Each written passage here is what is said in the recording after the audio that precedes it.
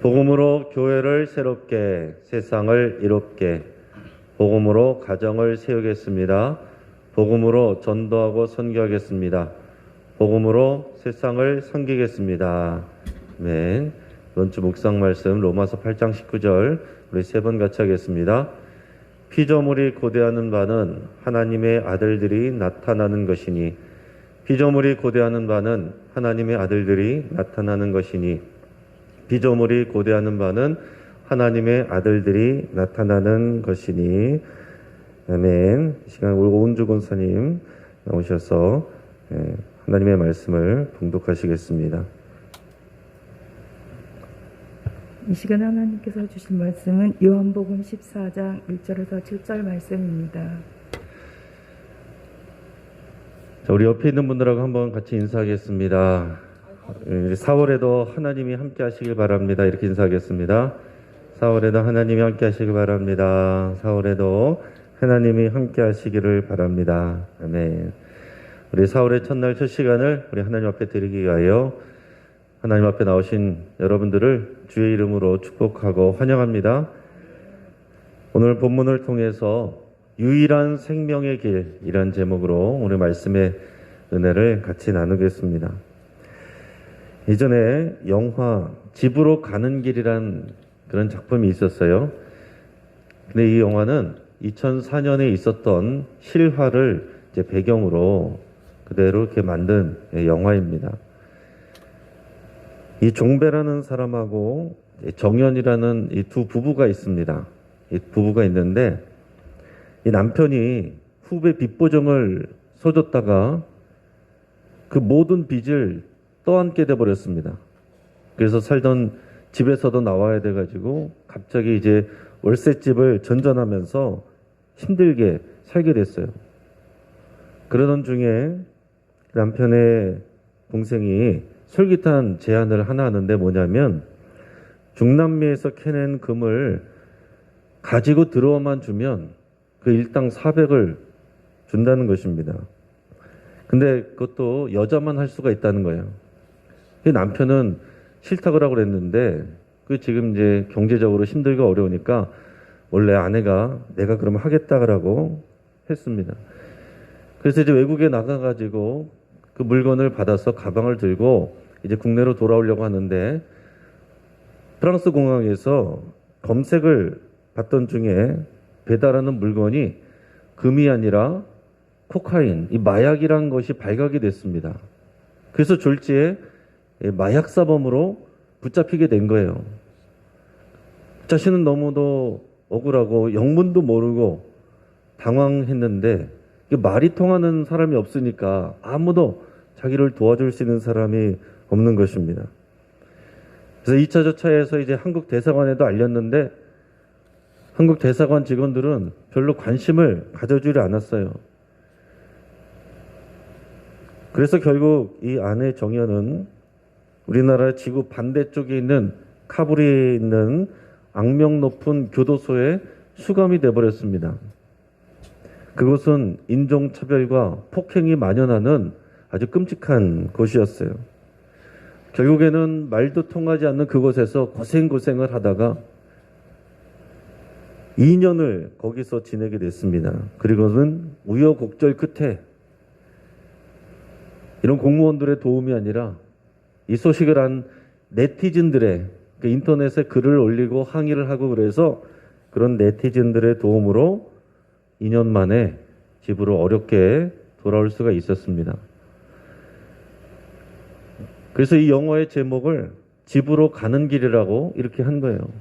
여러분, 평범하게 좋은 집이 아니라 월세집이라고 하더라도 내 가족이 있는 그 집이 좋은 거잖아요. 지금 좋은 집에서 작은 집으로 가난한 집으로 갔다 와서 힘들어했지만 정작 그 집으로 가는 길을 잃어버리고 나니까 그 가정이 너무 소중하고 그 집이 너무 소중하고 당연하게 알고서 내 집으로 갔던 그 길이 너무나도 멀고 험하다는 것을 느꼈다라는 것입니다. 우리가 만약 집으로 가는 길을 알 수도 없고 찾을 수도 없다면, 또 알아도 그 길을 갈 수가 없다면, 여러분 우리의 현실이 얼마나 힘이 들겠습니까? 우리가 지금 여러 가지 힘든 일들, 어려운 일들이 있지만 그래도 그런 생각을 가지고 각자 집으로 가잖아요. 집이 있으면 그래도 우리가 보호를 받는 것이고 쉴 곳이 있는 것입니다. 근데 낮에 같이 모여서 있다가도 돌아갈 집이 없는 사람은 정말 불행하고 그 마음이 어렵고 절망적인 상황이 될 수밖에 없는 것입니다. 우리가 돌아갈 집이 있다면, 그리고 그 집으로 가는 길을 잘 알고 있다면 우리는 안전하고 우리는 복된 사람인 것입니다. 우리가 돌아갈 집이 있다는 것에 대해서 여러분 새삼스럽게 감사하는 마음을 가질 수 있길 바랍니다. 근데 오늘 읽은 본문에서 예수님은 이 천국을, 하나님의 나라를 내 아버지의 집이라고 표현을 했어요. 내 아버지의 집. 여러분 천국은 하나님의 집입니다. 그 예수님이 하신 말씀이니까 우리는 그대로 믿으면 되는 거예요. 천국은 어려운 것이 아니라 하나님의 집이에요. 우리가 천국 가기를 소망한다는 것은 하나님이 계신 하나님의 집을 가는 것입니다. 또 이 땅에서는 교회가 그리스도의 몸이고 이것이 또한 하나님의 집이라는 고백으로 우리가 함께 교회에 모여서 예배하는 것입니다. 우리가 믿음으로 이곳에 하나님이 계시고 우리가 하나님의 집으로 간다는 그 믿음으로 저와 여러분들이 이 자리에 모여 있는 것입니다. 예수님께서 이 제자들과 마지막 6월절 만찬을 하시면서 지금 이 말씀을 하시는 거예요. 지금 그 앞에 가룟 유다는 예수님을 배신하기 위해서 떠난 상황이고 예수님은 자신이 고초를 당하고 죽을 것이라는 말씀을 하셨고 제자가 배신할 것이라는 얘기도 하셨고 지금 뒤숭숭한 그런 상황이에요.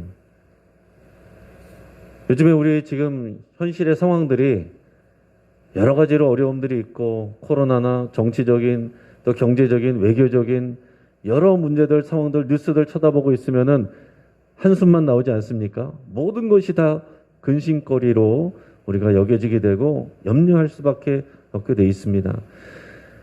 그거보다도 더 지금 뒤숭숭한 마음으로 이 제자들이 앉아 있는데 그 제자들에게 오늘 주님께서 말씀을 하시는 겁니다. 오늘 본문 1절에서 3절까지 말씀을 우리 같이 함께 읽겠습니다. 자, 시작. 너희는 마음에 근심하지 말라. 하나님을 믿으니 또 나를 믿으라. 내 아버지 집에 거할 곳이 많도다. 그렇지 않으면 너희에게 일렀으리라. 내가 너희를 위하여 거처를 예비하러 가노니 가서 너희를 위하여 거처를 예비하면 내가 다시 와서 너희를 내게로 영접하여 나 있는 곳에 너희도 있게 가리라. 아멘. 자, 예수님께서 이 제자들에게 지금 불안함 가운데 있는 제자들에게 지금 하신 말씀이 예수님의 죽음에 대해서 너희는 염려하지 말아라. 근심하지 말아라. 하나님을 믿으니 또 나를 믿으라. 그러면서 예수님이 죽음을 나는 아버지 집으로 돌아가는 것이다. 이렇게 말씀하셨어요. 예수님의 첫 마디가 마음에 근심하지 말라라는 거였습니다. 사랑하는 여러분, 4월을 시작하면서도 여전히 우리는 마스크를 쓰고 있고 경제적으로는 어렵다라고 하고 지금 정치권에서는 계속 갈등이 있고 서로를 공격하는 그런 뉴스가 난무하는 가운데서 우리 염려하고 두려워하지 않을 수가 없습니다. 또 갑작스럽게 세상을 떠나시는 분들이 주변에 있고 코로나 걸리시는 분들이 있고 요양원에 계신데 코로나 걸려서 얼굴도 못 보고 근심하고 걱정하고 눈물 흘리는 그런 분들도 우리 주변에 있습니다. 그런 우리에게 예수님께서 말씀하시는 것은 너희는 마음에 근심하지 말라 이것입니다. 여러분 이것을 저와 여러분들에게 주시는 우리 주님의 말씀으로 들으시기를 축복합니다. 너희는 마음에 근심하지 말라. 하나님을 믿으니 또 나를 믿으라. 성경 속의 그냥 얘기는 살아서 역사하시고 오늘 성령님을 통해서 이 자리에 앉아있는 저와 여러분들에게 믿음으로 받는 모든 자들에게 동일하게 말씀하고 계신 겁니다. 여러분, 제자들은 하나님을 알고 예수님도 알아요. 그런데 근심하고 있고 두려워하고 있고 불안하고 있습니다. 여러분, 우리도 여호와 하나님이 누구신지를 알고 있고 예수님을 알고 있어요. 그럼에도 불구하고 우리 마음에 수시로 염려가 되고 근심이 되고 불안함과 두려움이 찾아오지 않습니까?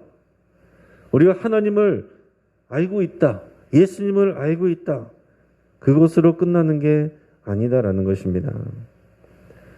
하나님이 어떤 분이신지를 더욱 알아야 되고 예수님이 무엇을 하셨는지를, 무엇을 약속하셨는지를 분명히 알고 더 깊이 알고 그 약속 위에 우리의 삶을 세워놓아야 우리가 근심과 두려움을 이길 수가 있는 것입니다. 여러분, 제자들의 마음을 헤아려 보시기 바라요. 3년 동안 예수님 따라다녔습니다. 생업을 제쳐놓고서 따라다녔어요. 배와 그물을 버려두고 또 세금 걷는 거 버려두고 다 예수님만 쫓아다녔습니다. 그 가족들도 있는데 먹고 사는 것 지금 그거 신경 쓰지 않고 예수님만 쫓아다녔어요. 예수님 쫓아다니면서 말씀을 들으면서 새로운 걸 알게 되고 소망이 생기고, 옆에서 보니까 예수님이 병자들을 고치시고 귀신을 쫓아내시고 죽은 사람도 살려내시고, 그리고 오병이어로 5천 명 이상을 먹이는 역사도 이뤄내시고 죽은 나사로도 일으키시는 이런 역사를 일으키셨습니다. 수많은 사람들이 예수님을 좋아하고 예수님을 따라다녔어요. 이 6월절에 예루살렘에 들어오면서 이 성에 들어올 때 수많은 백성들이 예수님이 들어오실 때, 나귀 새끼 타고 들어오실 때에 그 겉옷을 벗고 그 앞에 깔고 종려나무 가지를 흔들면서 호산나 다윗의 자손이여 찬송하리로다, 주의 이름으로 오시는 이여 가장 높은 곳에 호산나, 이렇게 외쳤다는 얘기죠. 바로 그게 며칠 전이에요. 제자들의 마음은 이제 우리가 우리 삶이 보상을 받는구나. 우리가 3년 동안 우리 생업을 다 버리고 뒤로 하고 예수님만 쫓아다녔는데 이제 정말 예수님이 뭔가 해내시겠구나. 다윗의 왕권 세우실 수 있겠구나. 이 정도 사람들의 인기면 뭔가 일이 일어나겠구나. 도대체 우리 가운데서 누가 예수님 우편에, 누가 예수님 좌편에, 누가 비서실장이 되고 누가 국무총리가 될까, 이 생각만 하고 있는데 예수님 나 죽는다는 얘기하시고 자꾸 어디 떠나간다고 하시고 이런 말씀만 하시니까 지금 감히 두려워서 뭐라고 얘기도 못하고, 또 제자 중에 하나가 배신한다는 말씀을 하시고 너희가 나를 다 떠날 것이라고 말씀을 하시는 이런 뭔가 뒤숭숭한 분위기에서 차마 말도 못하고 지금 염려하고 불안하고 두려워하는 그런 마음 가운데 있는 것입니다. 그런데 그 제자들에게 하신 말씀이 너희는 마음에 근심하지 말라, 하나님을 믿으니 또 나를 믿으라 라고 하신 것입니다. 여러분, 이 말씀은 언제든지 우리가 생각하고 묵상을 해야 되는 거예요.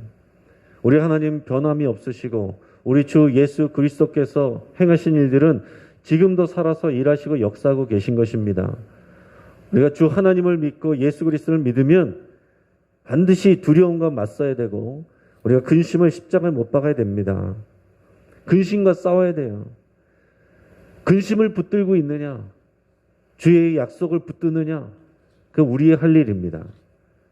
가만히 있는다라고 해서 저절로 우리에게 용기와 담대함이 오는 게 아닙니다. 가만히 있으면 어떻게 됩니까? 우리가 듣는 거에 따라가게 돼 있어요. 여러분, 하루 종일 뉴스 보시기 바랍니다. 하루 종일 뉴스 보면 근심하게 돼요, 용기가 생겨요. 근심하게 될 수밖에 없어요. 하나님의 말씀을 계속 우리의 머리와 생각, 마음에 새겨야, 그 말씀 위에 서야, 그래야만 우리가 근심과 두려움을 이길 수가 있는 것입니다. 하나님과 예수님의 존재만을 안다고 해서 그 근심을 저절로 이기는 게 아니에요. 하나님을 더 깊이 알아야 되고 예수님이 무슨 일을 하셨는지를, 또 예수님의 죽음이, 그 십자가의 의미가, 또 우리에게 하신 약속이 무엇인지를 계속해서 더 깊이 묵상을 해야 되는 것입니다. 예수님은 자신이 죽는다라는 것 때문에, 이 제자들을 떠나간다는 것 때문에 두려워하지 말라고 말씀을 하고 계신 겁니다. 예수님은 자신의 죽음을 내 아버지 집에 돌아가는 것이다, 이렇게 말씀을 하셨어요. 그리고 나는 언젠가 다시 올 것인데 그때까지 내가 아버지 집에 사는 것은 가서 내 아버지 집에 너희들의 거처를 준비할 것이다. 너희들이 거처할 집을 준비하고 그것이 준비가 다 되면 내가 다시 너에게로 돌아올 것이다, 이 얘기를 하셨어요. 이 예수님의 십자가 죽음과 부활, 승천과 재림을 한꺼번에 다 말씀을 하신 겁니다. 여러분, 아버지의 집이라는 것을 여러분 깊이 묵상하시길 바랍니다. 우리 하나님 아버지의 집이에요. 우리 가운데는 우리 부모님에게서 집을 물려받은 분도 계시지만 아무것도 물려받지 못하신 분들도 있을 거예요. 세상에서는 가만히 있어도 아버지가 물려준 집만 관리해도 먹고 사는 사람들 금수저라고 그러죠. 아무것도 없이 사는 사람은 흙수저라고 그러지만은, 여러분, 이 땅에서 금수저든지 흙수저든지 잠시 있다가 그 집은 떠나는 것입니다. 그러나 우리 하나님 아버지의 집은 영원한 것이고, 우리 하나님은 모든 세상 만물을 창조하시고 주인 되신, 부유하신, 가장 부자이신 하나님이세요. 그 하나님을 우리가 더 깊이 묵상할 때 하나님의 집에 우리의 집이다, 하나님의 집에 우리의 거할 집이 있다라는 것을 여러분 생각하시면 우리 이 세상의 어떤 문제와 궁핍함에도 당당하게 그것을 이겨낼 수가 있는 것입니다. 최근에 장례를 많이 치렀습니다. 지금 다른 교회들도 얘기를 들어보니까 다 장례가 많아요. 요즘엔 돌아가신 분이 너무 많아가지고 3일 안에 장례를 끝내는 집이 별로 많이 없습니다. 왜냐하면 화장장에 자리를 구하기가 어려워가지고. 그 뉴스를 보니까 심지어는 그 시신을 받아가지고서 냉동실이 모자른데도 받아놓고 바깥에다가 방치했다가 그 부패되는 뭐 그런 경우도 있다라는 그런 뉴스까지도 봤어요. 우리가 다른 사람의 장례 소식 들을 때는 그냥 갈 때 됐으니까 가겠지, 이런 생각을 하지만 막상 우리 사랑하는 가족이, 나와 함께 살고 있던 가족이 그렇게 돌아가시게 되면 큰 충격을 받고 정말 마음에 그런 어려움을 당합니다. 그래서 장례를 치르면 여러 가지 어려운 순간들이 있어요. 그 돌아가신 분의 마지막 얼굴을 보는 그 입관할 때, 그래서 그 좁은 관 속으로 이렇게 넣어드릴 때, 또 화장터에 가서 그 사랑하는 또 가족의 몸이 그 화로로 들어갈 때 다들 그렇게 울고 힘들어해요. 입관할 때는 냉동실에서 나와가지고 몸이 차가우니까 왜 이렇게 몸이 차가워? 화장터로 들어갈 때는 뜨거워서 어떡해? 그러면서 울부짖는 분들이 많습니다. 화장이 끝나고 나면 뼈만 남는 그 모습을 보고 금방 또 곱게 갈아가지고서 가루가 된 그 유골을 받아들면, 이런 믿음 없는 분들은 믿음 없이는, 믿음이 있어도 이게 뭔가 그래서 허무함에 빠지는 그런 분들이 많이 있습니다. 장례는 죽음을 마주하는 곳이고, 죽음을 맞이할 때 우리 삶의 의미를 우리가 사실은 정확하게 다시 볼 수가 있어요. 죽음에 대해서 생각을 안 하고 앞만 보고 살아가는 것은 우리의 인생의 의미를 잘 모르고 살아가는 것입니다. 죽음의 의미를 예수 그리스도와 하나님 안에서, 그 말씀의 약속 안에서 우리가 그것을 묵상하고 소화하고 그 말씀의 빛으로 우리의 삶을 바라봐야 우리 삶의 의미가 제대로 보이는 것이지, 그냥 우리가 살아가는 것만 생각하면 열심히 살아가다가도 낙심하게 되고 절망하게 되고 근심하게 되고 두려워하게 되고 열심히 하다가 문득문득 내가 지금 뭘 하는 건가? 그런 허무함에 빠지기 쉽습니다. 예수님 당신의 죽음을 아버지 하나님의 집으로 돌아가는 것이라고 말씀을 하셨어요. 그리스도인들도 마찬가지입니다. 그리스도인들의 죽음은 예수 그리스도를 통해서 하나님 아버지의 집으로 가는 거예요. 사람들은 이 사람들의 죽음을 돌아가셨습니다 이런 표현을 하지만 정작 어디서 와서 어디로 돌아가는지는 모르는 사람들이 태반입니다. 어떤 경우에는 교회를 다녔던 분들임에도 불구하고 예배를 다 마치고 설교를 듣고 나서도 인사말 하면서 우리 어머님이 우리 아버님이 좋은 곳으로 가실 수 있도록 기도해 주시기 바랍니다. 그건 믿음이 없는 말이에요. 약속대로 우리 어머님, 우리 아버님 하나님 아버지 집으로 가셨습니다. 천국 가셨습니다. 여러분 이렇게 고백하고 인사를 해야 그게 믿음입니다. 그래서 우리가 교회에서 발인 예배를 굳이 가서 천국 환송 예배라고 하는 거, 그 이름 붙이는 거, 그게 믿음이에요. 큰 병원 장례식장 가면 영결식이라고 영원한 이별하는 장소라고 돼 있죠. 그러나 우리 믿음의 사람들이 가면은 천국 환송의 장이 되는 것입니다. 우리 사랑하는 가족들 좋은 곳으로 여행 간다고 하면은 공항 나가서 이렇게 환송하듯이 빛나고 깨끗하고 아름답고 영광스럽고 부요한 하나님 아버지 집으로 가신다고 보면 여러분 우리가 기뻐하면서 환송하죠. 그러나 잠시 이 땅에서 못 보게 되는 것 안타까운 일이지만 잠시입니다. 잠깐이에요. 우리도 하나님 앞에 부름받게 되는 것이고 우리가 하나님 앞에 부름받아서 가는 것도 여러분 두려워할 만한 일이 아니라 우리가 기대하고 소망하는 일이어야 됩니다. 사도 바울은 내가 육신을 떠나 하나님 아버지께로 가는 것을 너무나도 간절히 기다리고 소망하고 바란다 그랬어요. 그러나 단지 이 땅에 남아있는 것은 하나님이 맡겨주신 그 사명이 있기 때문에 복음을 전해야 되기 때문에 그 사명을 감당하기 위해서 내가 이 자리에 있는 것이지 나는 내 믿음으로는 빨리 하나님 아버지께로 아버지의 영광스러운 집으로 가기를 원한다고 그렇게 고백을 합니다. 그러나 분명한 것은 하나님의 집을 알고 하나님을 알아도 그 집으로 돌아가는 유일한 길은 예수 그리스도밖에 없다는 것을 우리는 분명하게 알고 분명하게 믿어야 됩니다. 우리 4절에서 6절까지 말씀을 같이 읽겠습니다. 내가 어디로 가는지 그 길을 너희가 아느니라. 도마가 이르되 주여 주께서 어디로 가시는지 우리가 알지 못하거늘 그 길을 어찌 알겠사옵나이까. 예수께서 이르시되 내가 곧 길이요 진리요 생명이니 나로 말미암지 않고는 아버지께로 올 자가 없느니라. 아멘. 이 유명한 말씀이죠. 유명한 말씀입니다.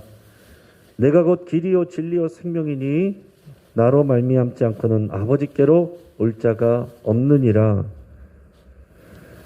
예수님은 제자들에게 예수님 당신이 어디로 가시는지를 말씀해 주셨어요. 내가 아버지 집으로 간다. 내가 어디로 가는지 너희는 그 길을 알고 있다.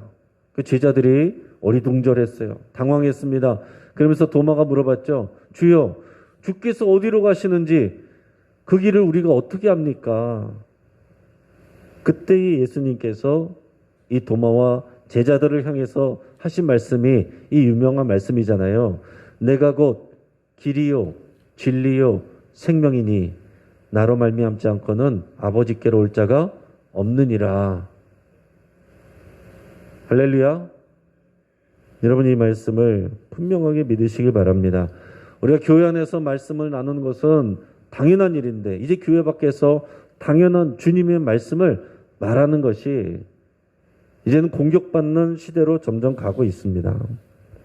예수님만이 하나님 아버지께로 갈 수 있는 구원받는 유일한 길이라는 것을 성경이 말씀하고 예수님이 말씀하시고 그 예수님을 믿기 때문에 오늘 저와 여러분들이 있는 거예요. 이것은 타협할 수가 없는 것입니다. 나 외에는 아버지께로 갈 수 있는 다른 길이, 다른 진리가, 다른 생명이 없느니라. 이것은 배타적인 것이에요. 유일한 예수 그리스도, 유일한 구원의 길을 인정한다는 것은 다른 길은 없다라는 것이고, 그것은 기본적으로 배타적인 것이죠. 근데 지금 현재 다른 종교계와 그리고 지식인들 사이에서는 이런 종교적 배타주의를 거부하고 종교적 다원주의, 상대주의, 포용주의, 관용주의 이런 거를 강조를 하고 있습니다. 그리고 그런 것이 언론이나 또 이런 학문이나 이런 데서 보면 그것이 굉장히 너그럽고 그것이 젠틀하고 그것이 매너 있는 그런 모습으로 보이는 거예요. 지금 가톨릭은 타종교 및 일반 사람들에게도 성령께서 작용하신다고 봅니다. 뭐 그럴 수 있죠. 우리 하나님께서 역사하실 때에 안 믿는 사람에도 역사하시고 성령이 역사하셔서 하나님께로 돌아오게 한다고 우리도 그렇게는 생각하죠. 근데 그것은 우리가 생각하는 정도가 아니라 더 깊이 나가는 것입니다.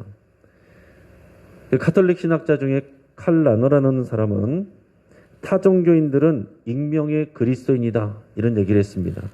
타종교인들은 익명의 그리스도인이다. 이게 어떤 말인 것 같으세요? 그러니까 여러분 우리도 비슷한 말을 합니다. 우리 교회 밖에 있는 사람들, 주님을 알지 못하는 사람은 우리도 잠재적인 그리스도인으로 생각을 해요.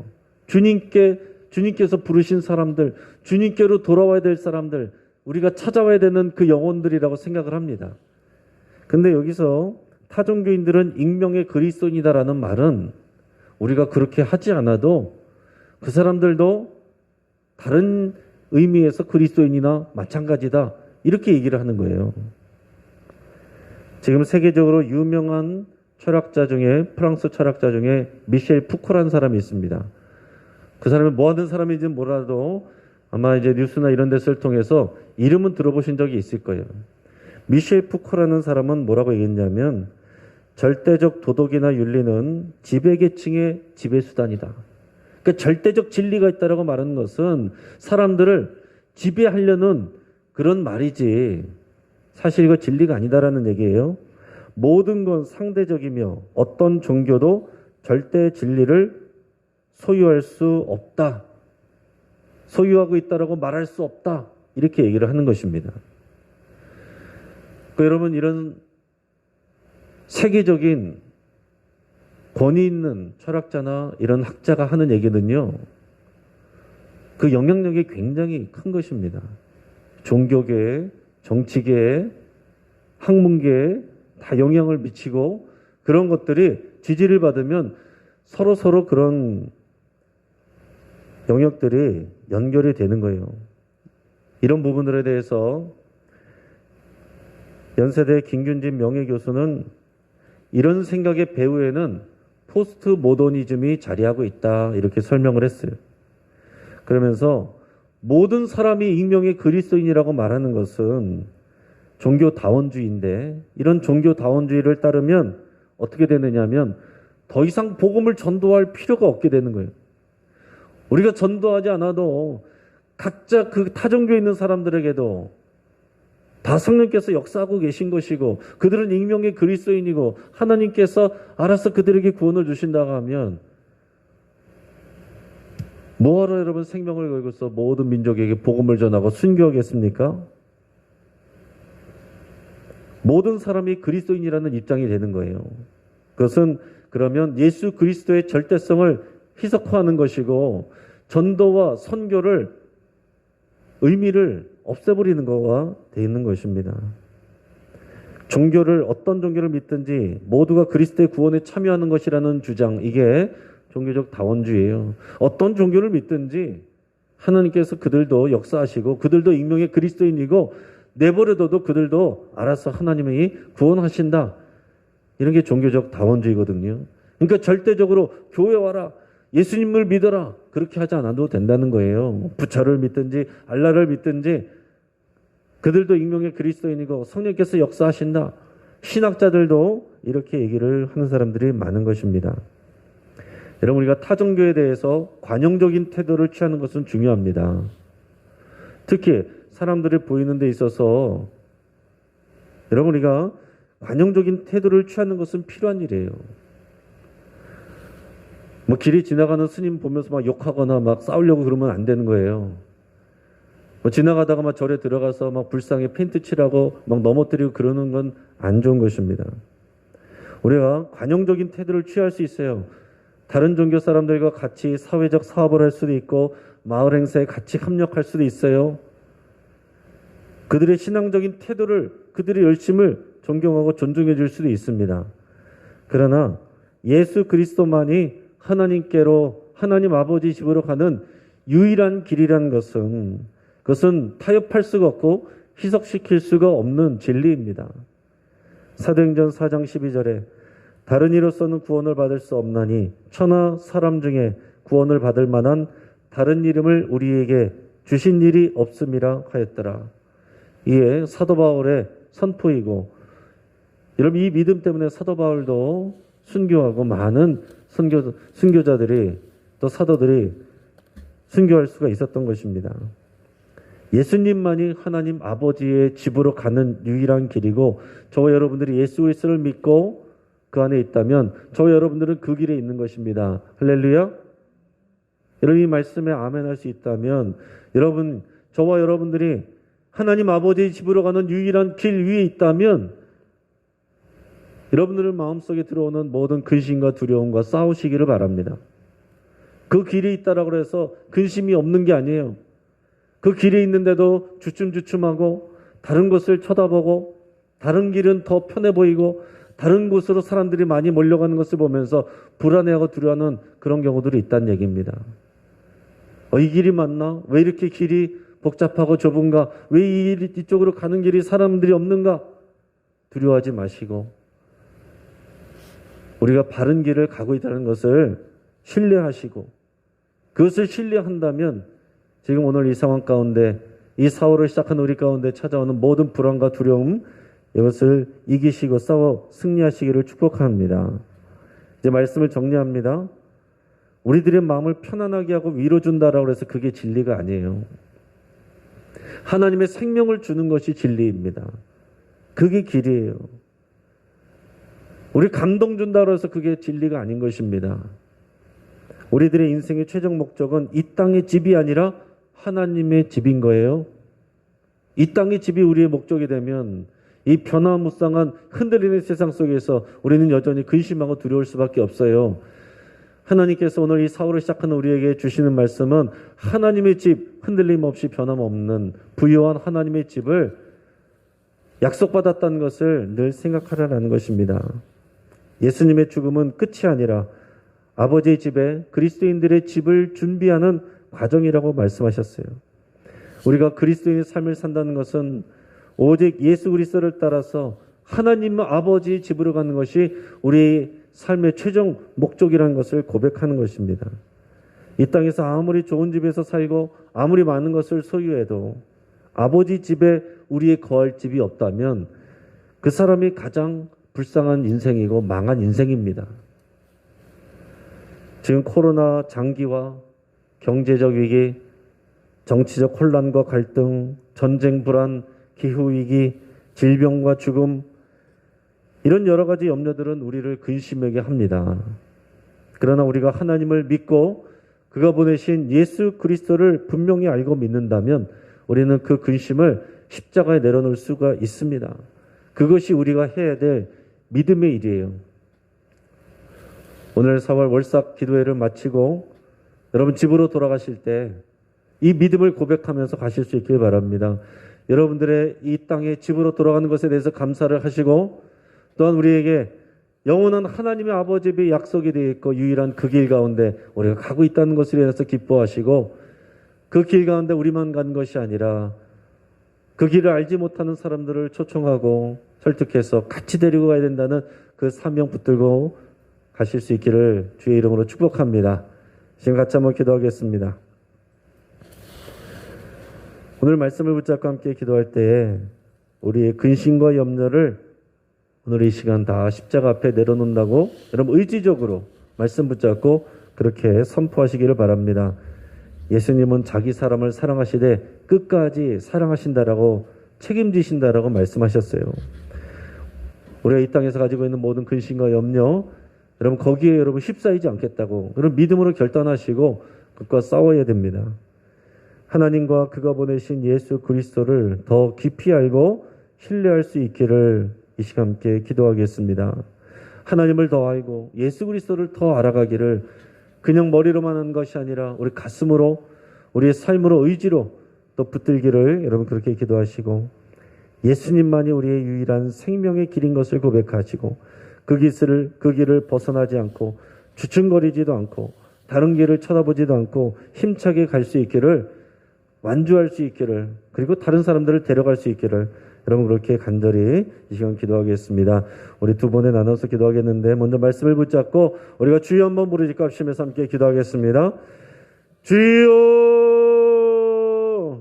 우리 다시 기도할 때 우리 가정을 위해서 기도하겠습니다. 우리 사랑하는 가족들이 근심에 무너지지 않고 예수님께로 더 가까이 나가는 계기가 될 수 있기를 위해서 함께 기도하겠습니다. 여러분 어려움 당한다고 해서 그것이 문제가 아니라 그 일을 통해서 예수 그리스도 그 길로 찾아오고 그 길을 힘차게 가는 것이 진짜 중요한 일입니다. 세상의 길로만 잘 나가다가 아버지께로 가는 길을 놓치면 그것만큼 불행한 일이 없는 것입니다. 우리 사랑하는 가족들을 위해서 여러분 기도하실 때 이 유일한 생명의 길로 나올 수 있도록 그 길 안에 있다면 근심하지 않고 두려워하지 않고 우리가 소망 가지고 힘차게 나갈 수 있도록 우리 가족들을 축복하면서 함께 기도하겠습니다. 오는 주일은 새가족 초청주일 모두 환영한 데입니다. 주님 앞에 나와야 될 사람들, 우리가 신앙을 잃어버리고 주춤거리는 분들, 신앙 가운데 넘어져 있는 분들, 낙심한 분들, 여러분 그분들 위해서 기도하시고 초청하시고 또 주님 앞으로 이 생명의 유일한 길로 데리고 오실 수 있기를 바라고 그것을 위해서 함께 기도하길 바랍니다. 오늘 여호와 넷이 이어지는 기도에 우리 교육자들 기도할 때 하나님께서 은혜 주시고 인도하시고 역사하시기를 위해서 함께 기도해 주시고 이 코로나 시대를 지내는 그리스도인들이 믿음으로 더 단단해지는 신앙의 본질을 회복하는 시간이 될 수 있기를 위해서 기도하겠습니다. 마지막으로 우리 주여 한번 부르짖고 합심해서 하나님 앞에 기도하겠습니다. 주여